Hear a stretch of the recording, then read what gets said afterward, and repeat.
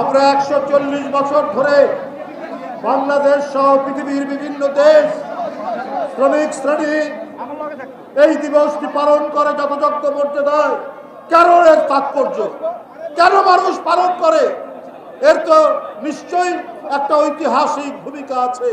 বন্ধুরা আমার, 19 শতাব্দীতে ইউরোপে আমেরিকায় বলা হতো যে কোনো শ্রমিকের বিছানা ঠান্ডা হয় না, কারণ সবসময় গরম থাকে বিছানা। কারণ স্বামী যদি কারখানায় কাজে যায় তাহলে কারখানা থেকে ফিরে এসে তার স্ত্রী একটু ঘুমায়, স্ত্রী যখন কাজে যায় তখন স্বামী এসে ঘুমায়। তাই বলা হতো যে শ্রমিকের বিছানা ঠান্ডা হয় না। তারা কি পরিশ্রম করতে হতো, শুধু তাই নয়, তার ওই মাসুম বাচ্চা তাকেও কারখানায় শ্রমিকের কাজ করতে হতো। শিশু শ্রম এবং শিশু নির্যাতন এক কথা, ওইটা ছিল শ্রমিকদের ভাগ্যের নিকট। বন্ধুরা আমার, এই অন্যায়ের বিরুদ্ধে, এই অবিচারের বিরুদ্ধে সারা বিশ্বের, সারা দুনিয়ার মজদুর এক হয়ে তারা বলল যে আমাদের 8 ঘন্টা শ্রম ঘন্টা থাকতে হবে, এটা আইন করতে হবে, আর আমাদের ন্যূনতম মজুরি এইটা ঘোষণা করতে হবে। কিন্তু সেদিনের কায়েমি স্বার্থবাদী গোষ্ঠী এটা শুনতে রাজি হলো না। শ্রমিক আন্দোলন যখন তীব্রতর, আমেরিকার শিকাগো শহরের হে মার্কেটে আন্দোলন চলছে।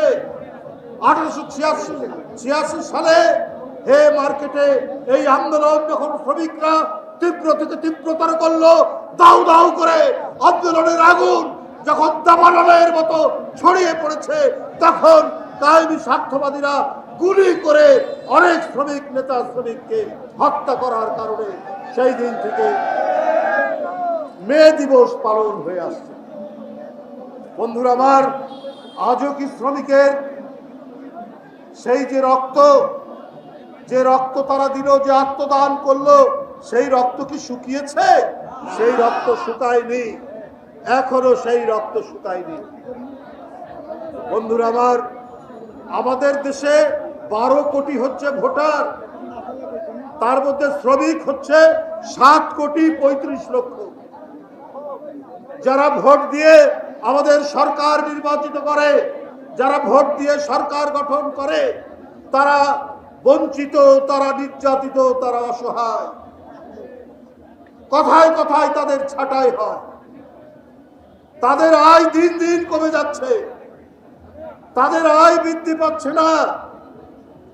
বিগত 15-16 বছর ফ্যাসিস্ট শেখ হাসিনার আমলে শ্রমিকরা তারা সমাবেশ করার, সংগঠিত হওয়ার অধিকার দেয়নি, তাদেরকে ট্রেড ইউনিয়ন করার অধিকার দেয়নি শেখ হাসিনা।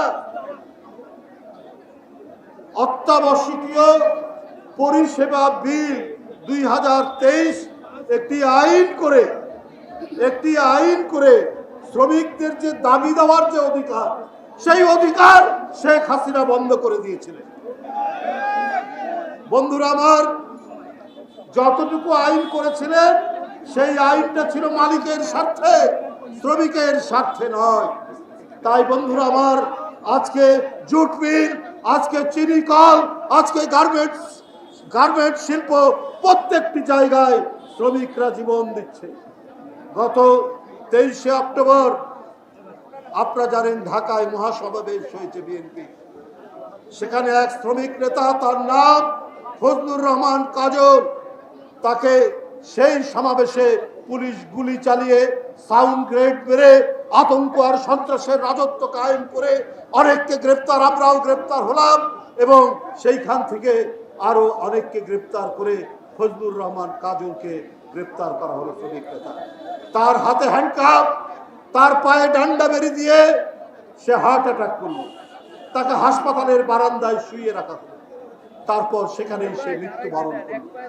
বন্ধুরা আমার, শেখ হাসিনার আমলে বিনা চিকিৎসায় শ্রমিক নেতা হাসপাতালের বারান্দায় তার জীবন চলে গেল।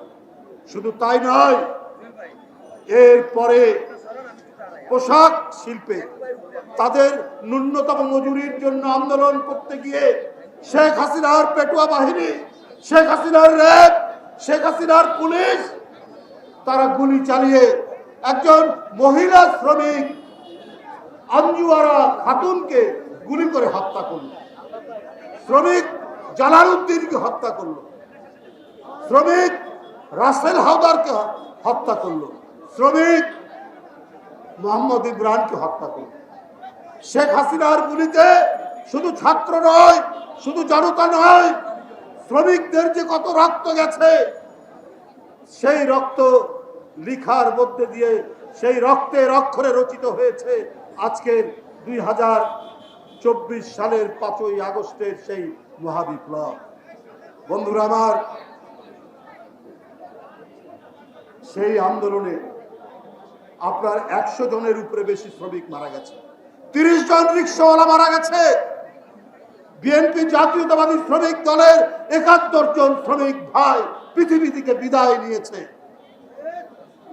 তাই শ্রমিকরা 1886 সালে আমেরিকায় জীবন দেয়নি, আজও জীবন দিচ্ছে, আজও মারা যাচ্ছে, আজও রক্ত ধরাচ্ছে, কিন্তু আমরা তাদেরকেও মূল্যায়ন করি না, আমরা তাও তাদেরকেও খবর রাখি না। বন্ধুরা আমার, দেশ ক্রান্তিকাল শেষ হয়নি, এখনো শ্রমিকদের আয় দিনকে দিন কমে যাচ্ছে। গ্যাস বিদ্যুতের সংকটের কারণে কারখানার পর কারখানা বন্ধ হয়ে যাচ্ছে, শ্রমিকের ছাঁটাই হচ্ছে, হাজার হাজার শ্রমিক ছাঁটাই হয়ে গেছে। আপনারা জানেন জুট মিল এবং চিনি কল এগুলো বন্ধ হয়ে গেছে একের পর এক। এই শ্রমিকদের পরিবারে কোনো খাবার নেই, এই শ্রমিক পরিবারের ছেলেরা স্কুলের বই খাতা কিনতে পারে না, এরা স্কুলে যাওয়া ছেড়ে দিয়েছে। কে দেখবে এদেরকে, কে দেখবে এদের পরিবারকে? এইটা আজকে সারা জাতির প্রশ্ন। বন্ধুরা আমার, এইরকম একটি পরিস্থিতি তাদেরকে অতিক্রম করতে হচ্ছে। এই ধরনের পরিস্থিতি মধ্যে দিয়ে তাদেরকে জীবনযাপন করতে হচ্ছে। শুধু তাই নয়, যে সমস্ত নিয়মিত শ্রমিক যারা পার্মানেন্ট শ্রমিক হিসাবে কাজ করবে, সরকারের নীতির কারণে এখন পার্মানেন্ট শ্রমিক নিয়মিত শ্রমিক দেয় না, কি একটা শব্দ এসছে, আউটসোর্সিং।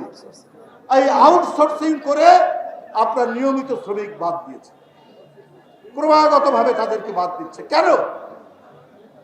আজকে আমাদের আখ থেকে চিনি হতো, এটা ছিল অর্গানিক, এটা ছিল স্বাস্থ্যসম্মত, সেই চিনি আমরা আর উৎপাদন করতে পারি না, আখ লাগায় না, কারণ চিনি কলগুলো বন্ধ, পাট কলগুলো বন্ধ। পৃথিবীতে আপনার সিনথেটিক এই যে নাইলনের দড়ি টড়ি বন্ধ হয়ে গেছে, কারণ এটা পরিবেশের বিরুদ্ধে যায়, এটা পরিবেশের বিরূপ প্রতিক্রিয়া করে।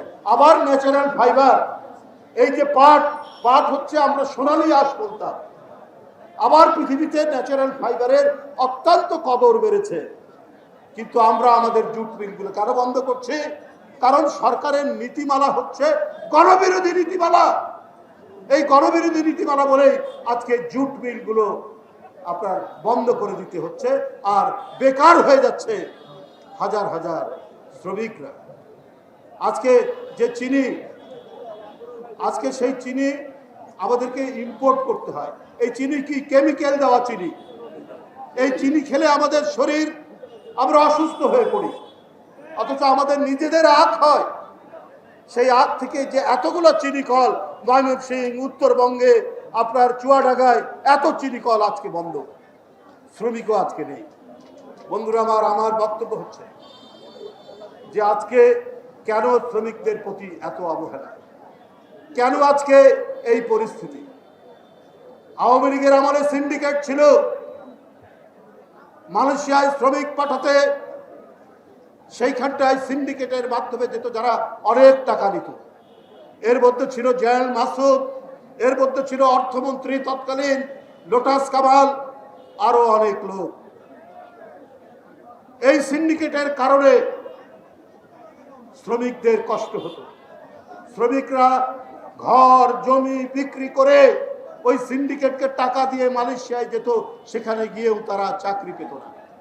আজকে তো সিন্ডিকেট থাকার কথা নয়, আজকে তো ওই মেজর জয়াল মাসুদ মাসুদউদ্দিন চৌধুরী, লোটাস কামালদের তো থাকার কথা নয়, নূর আলীদের থাকার কথা নয়। আজকে কেন শ্রমিকরা মানবেতর জীবন যাপন করবে? আজকে কেন শ্রমিকদের ছেলেমেয়েরা স্কুলে যেতে পারবে না? কেন আজকে তারা অর্ধাহারে অনাহারে জীবন কাটাবে? আজকে তো ফাঁসিবাদ নেই, আজকে তো সেই জুলুম নেই, তাহলে কেন আজকে শ্রমিক ছাঁটাই হবে? সালমান এফ রহমান এবং কত নাবিল গ্রুপ, অমুক গ্রুপ, তমুক গ্রুপ, এরা অপরাধ করেছে, এদের বিচার হওয়া দরকার। এরা শেখ হাসিনাকে টিকিয়ে রাখার চেষ্টা করেছে, যে শেখ হাসিনা 5 বছরের শিশু থেকে 16 বছরের কিশোর তরুণ তরুণীদের রক্ত পান করার পরেও যে এখনো পর্যন্ত ছটপট করছে, রক্তের নেশায় উন্মাদ হয়ে গেছে, যে শেখ হাসিনা, সেই শেখ হাসিনার দোসর ছিল এরা। কিন্তু এদের যে মিল কলকারখানা, সেই মিল কলকারখানা কেন বন্ধ করে দিচ্ছে? ওদেরকে বাদ দেন, ওদের বিরুদ্ধে মামলা দেন, ওদের বিচার করুন, কিন্তু ওই মিল কারখানায় আপনারা প্রশাসক নিয়োগ করুন। মিল কলকারখানাগুলো আপনারা জীবন্ত রাখুন, সচল রাখুন, যাতে কোনো শ্রমিকের চাকরি না যায়, কোনো শ্রমিক যাতে তার কর্মসংস্থান না হারায়। সরকার এটাকে টেক আপ করবে, গ্রহণ করে দক্ষ ম্যানেজার দিয়ে সেগুলো চালাবে। আজকে এই সমস্ত মিল কারখানা বন্ধ করার কারণে শুধু এমনি শ্রমিক নয়, সেখানে অনেকে যারা ইঞ্জিনিয়ার ছিলেন, ফার্মাসিস্ট ছিলেন, অনেক শিক্ষিত ছেলে পেলে ম্যানেজার, অ্যাসিস্ট্যান্ট ম্যানেজার, তারা পর্যন্ত চাকরি হারাচ্ছে। বন্ধুরা আমার, কেন এই পরিস্থিতি হবে? ডক্টর ইউনূস সাহেবের সরকার, এই সরকার 5ই আগস্টের আন্দোলনের ফসল। তো তাকে তো জনগণ যেখানে ভালো থাকবে, জনগণ যেখানে চাল ডাল তেল কিনতে পারবে, জনগণ যেখানে পেঁয়াজ কাঁচামরিচ চিনি লবণ কিনতে পারবে, সেই ধরনের পরিস্থিতি তৈরি করবে, সেই পরিবেশ তৈরি করবে। কিন্তু যদি ডক্টর ইউনূসের সরকার শুধু ছাঁটাই করেন, বেকারত্ব বৃদ্ধি করেন, কর্মসংস্থান শূন্য করেন, তাহলে জনগণের তো আস্থা থাকবে না এই সরকারে। আপনাকে জনগণের দিকে আপনাকে মনোযোগ দিতে হবে। জনগণ কি বলছে? আপনি মানবতার করিডোর দিতে চান বার্মায়, রাখাইন রাজ্যে, সেখানে দুর্ভিক্ষ হচ্ছে, তো আপনি জনগণের কি আকাঙ্ক্ষা সেটা শুনবেন না? আপনি রাজনৈতিক দল যারা গণতন্ত্রের জন্য লড়াই করেছে, যাদের ছেলেরা জীবন দিয়েছে, যাদের ছেলেরা আপনার অদৃশ্য হয়ে গেছে, গুম খুনের শিকার হয়েছে, আপনার সেই সমস্ত রাজনৈতিক দলের কথা আপনি শুনবেন না? আপনি এককভাবে আপনার কয়েকজন অ্যাডভাইজার নিয়ে আপনি কি বলে মানবতার করিডোর করবেন, সেখানে বাংলাদেশের সার্বভৌমত্ব, বাংলাদেশের স্বাধীনতা, বাংলাদেশের নিরাপত্তা কোন জায়গায় যাবে সেইটা আপনি জনগণের কাছে পরিষ্কার না করে আপনি এই করিডোর দিতে যাচ্ছেন। কি বলেছে যেটা? Humanitarian corridor. আপনি নির্বাচিত নন, কিন্তু আপনি তো জনগণের রাজনৈতিক দলের আপনি সমর্থিত সরকার, তো আপনাকে জনগণের সেন্টিমেন্ট অনুযায়ী তো আপনি কাজ করতে হবে।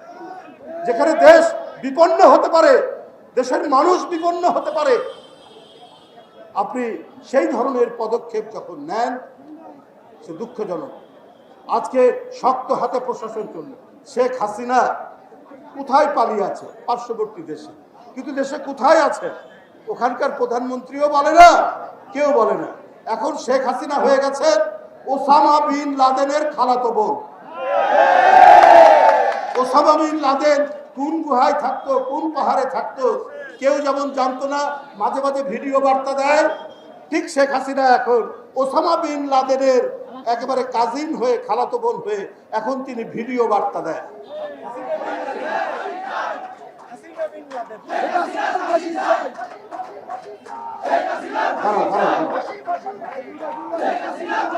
বন্ধুরা আমার, উনার নামে 227টি মামলা হয়েছে। সেই 227টি মামলার ব্যাপারে তিনি বলছেন 227টি হত্যা নিশ্চিত হয়েছে। ভিডিও ভাইরাল হয়েছে, গোয়েন্দা সংস্থা এটা ফ্যাক্ট চেকিং করেছে, এটা ফরেনসিক চেকিং করে দেখেছে, এটা সত্য। এটা শেখ হাসিনার বক্তব্য, যে কদিন আগে প্রধানমন্ত্রী ছিল, সে কি করে বলতে পারে তার নামে মামলা, এবং এই মামলা যারা দিয়েছেন তিনি বলছেন এই 227টি মামলা আমার নামে দিয়েছে, এই 227 জনের হত্যা নিশ্চিত হলো। উনি হত্যার হুমকি দিচ্ছেন। আপনি এত শিশু, এত কিশোর, এত তরুণ, এত শ্রমিক, এত রিক্সাওয়ালার রক্ত পান করার পরেও আপনার পিপাসা মেটেনি, আপনার তৃষ্ণা মেটেনি। আপনি পার্শ্ববর্তী দেশ থেকে আপনার বিরুদ্ধে আপনার খুন, আপনার রক্ত পান, আপনার এত কিছুর পরেও আপনার নামে মামলার কথাতে আপনি জীবন কেড়ে নিতে চাচ্ছেন। যারা এই মামলা দিয়েছে তাদের। তাহলে বন্ধুরা আমার, অন্তর্বর্তীকালীন সরকারকে বলতে চায়, এই ধরনের ভয়াবহ রক্ত পিপাসু নারী আজও তাকে টিকিয়ে রাখা হয়েছে পার্শ্ববর্তী দেশে। সুতরাং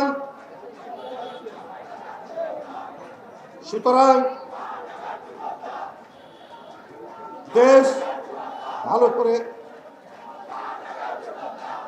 বন্ধুরা আমার,